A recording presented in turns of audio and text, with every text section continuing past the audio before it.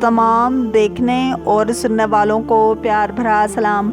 जादू, जंतर मंतर, जिन, भूत और हमजाद हमेशा से ही इंसान की खसूसी तवज्जो का मरकज़ व महवर रहे हैं। शायद यही वजह है कि अलिफ लैला हज़ार दास्तान हो या किस्सा चहार दरवेश हो या फिर दास्तान अमीर हमज़ा, कई सदियां बीत जाने के बाद भी इन तमाम असातीरी कुतब का मुताला आज का जदीद इंसान बड़े शौक़ और ज़ौक़ से पसंद करता है। दरअसल गैर मरई दुनिया और गैर मरई मखलूक इंसान के लिए एक ऐसा ला यनहल मुअम्मा है जिसे वो हल करना तो चाहता है, मगर तमाम तर कोशिश के बावजूद इंसान जितना उस मुश्किल गुत्थी को सुलझाने की कोशिश करता है वो उतना ही मज़ीद उलझ जाती है। ज़्यादातर मगरबी ममालिक की कदीम द्योमालाई दास्तानों में एक सींग वाले जादुई घोड़े का तज़किरा मिलता है।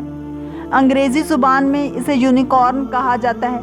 ये एक सींग वाला सफ़ेद जादुई घोड़ा है जिसके माथे के ऐन बीच में सींग होता है। इस जादुई घोड़े के मरकज़ी किरदार पर अब तक बेशुमार फिल्में और ड्रामे बनाए जा चुके हैं। हमारे यहाँ भी इस जादुई घोड़े का तसव्वुर अंग्रेज़ी अदब और मगरबी ममालिक में बनने वाली फ़िल्मों को देख कर ही आया है। कहा जाता है कि इस जादुई घोड़े का ताल्लुक़ ज़मीन के बजाय देवताओं की सरज़मीन से है, लेकिन जब ज़मीन पर मौजूद कोई गिरोह या शख्स सख्त मुश्किलात में घिर जाए तो उसकी इमदाद के लिए ये जादुई घोड़ा ज़मीन पर उतर आता है। ये घोड़ा अपने सवार को आसमान की बेपनाह वुसअतों की सैर करवाता है और गैर मरई ताकत का हामिल होने की वजह से अपने पसंदीदा शख्स के लिए बज़ाहिर नामुमकिन उमूर को भी बआसानी अंजाम दे सकता है। बहुत सी अफसानवी किस्सों में हज़रत सुलेमान अलैहिस्सलाम के परों वाले घोड़ों का जिक्र मिलता है जो कभी इस दुनिया में नहीं पाए गए थे। इस तरह के वाक़यात न सिर्फ ये बताते हैं कि मुसलमानों में हर सुनी सुनाई बात बिला तस्दीक आगे बढ़ाने का कितना ज़ौक़ है, बल्कि ये भी बताते हैं कि मुसलमान अपनी किताब कुरान मजीद से किस दर्जा में नावाकिफ़ हैं, जो हवा में उड़ते हुए घोड़ों के बजाय ज़मीन पर चलने वाले घोड़ों और हवा में उड़ते परिंदों को अपनी हक़ानियत का सबूत बनाकर पेश करता है। बिलाशुबा ज़मीन पर चलने वाले घोड़े और हवा में उड़ते परिंदे एक अजीम मौजज़ा हैं, मगर चूँकि ये मामूल के वाक़यात हैं इसलिए कोई नहीं जो उनको देखकर सुबहान अल्लाह, ला इलाहा इल्लल्लाह और अल्लाहु अकबर कहे।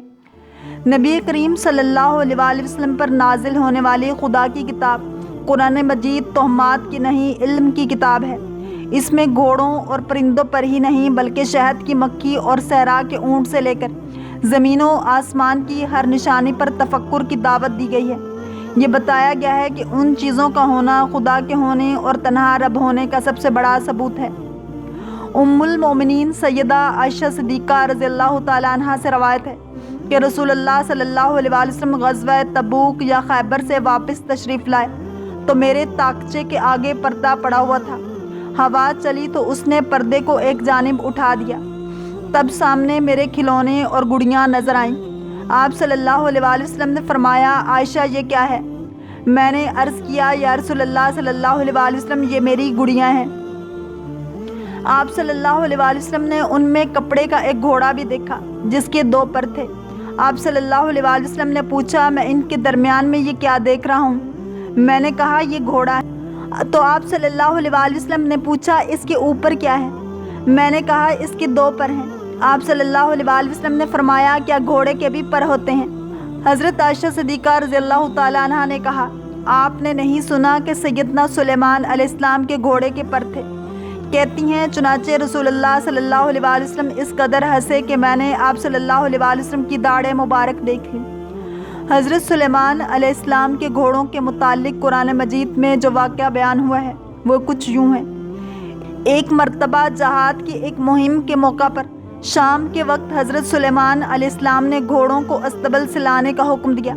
जब वो पेश किए गए तो चूँकि आपको घोड़ों की नस्लों और उनके ज़ाती औसाफ का इल्म का कमाल हासिल था, इसलिए जब आपने उन घोड़ों को असील, सुबक्रू और खुशरू पाया और ये मुलाहिज़ा फरमाया कि उनकी तादाद बहुत ज़्यादा है तो आप पर मुसर्रत व इंबसात की कैफियत तारी होगी और आप फरमाने लगे कि इन घोड़ों से मेरी मोहब्बत ऐसी माली मोहब्बत में शामिल है जो परवरदिगार के ज़िक्र ही का एक शोबा है।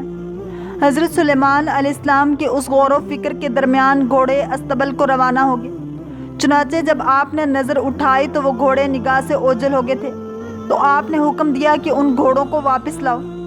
جب وہ گھوڑے واپس لائے گئے تو حضرت سلیمان علیہ السلام نے جوش محبت میں ان گھوڑوں کی پنڈلیوں اور گردنوں پر ہاتھ پھیرنا اور تھپ تھپانا شروع کر دیا، کیونکہ یہ گھوڑے جہاد کا سامان تھے۔ اس لیے آپ نے ان کی عزت و توقیر کرتے ہوئے ایک ماہر فن کی طرح سے ان گھوڑوں کو مانوس کرنے لگے اور اظہار محبت فرمانے لگے۔ قرآن مجید نے اس واقعے کو اس طرح بیان فرمایا ہے: اور ہم نے داؤد کو سلیمان عطا فرمایا، کیا اچھا بندہ، بے شک وہ بہت رجوع لانے والا۔ جب اس پر پیش کیے گئے تیسرے پہر کو کہ روکیے تو 3 پاؤں پر کھڑے ہوں، چوتھے سم کا کنارہ زمین پر لگائے ہوئے، اور چلائیے تو ہوا ہو جائے، تو سلیمان نے کہا مجھے ان گھوڑوں کی محبت پسند آئی ہے۔ اپنے رب کی یاد کے لیے پھر انہیں چلانے کا حکم دیا، یہاں تک کہ نگاہ سے پردے میں چھپ گئے۔ پھر حکم دیا کہ انہیں میرے پاس واپس لاؤ، تو ان کی پنڈلیوں اور گردنوں پر ہاتھ پھیرنے لگے۔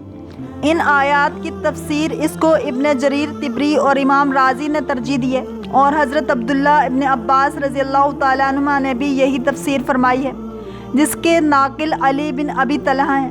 ان آیات کی تفسیر میں بعض مفسرین نے گھوڑوں کی پنڈلیاں اور گھوڑوں کی گردنوں کو تلوار سے کاٹ ڈالنا تحریر کیا ہے، اور اسی قسم کے بعض دوسرے کمزور اقوال بھی تحریر کیے ہیں، جن کی صحت پر کوئی دلیل نہیں ہے، اور وہ محض حکایات اور داستانیں ہیں جو دلائل قویہ کے سامنے کسی طرح قابل قبول نہیں ہیں۔ اللہ کریم ہم سب کو دین اسلام کی پیروی کرنے والا اور عشق مصطفیٰ صلی اللہ علیہ وآلہ وسلم نصیب فرمائے۔ اگر آپ کو یہ ویڈیو پسند آئی ہے تو لائک، شیئر اور سبسکرائب کرنا مت بھولیے، تاکہ ایسی ہی اسلامک انفارمیٹیو ویڈیوز آپ تک پہنچتی رہیں۔